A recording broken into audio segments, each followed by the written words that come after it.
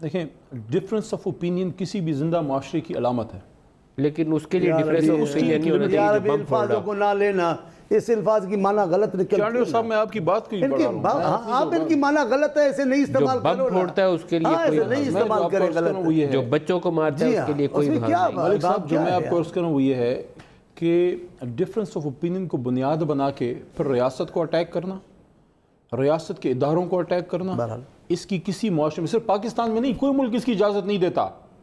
जो आपकी monopoly to violence है वो हमेशा रियासत और रियासती इदारों के पास होती है। ये मुल्क पाकिस्तान जो है वो कलमा तैयबा के नाम पे बना था।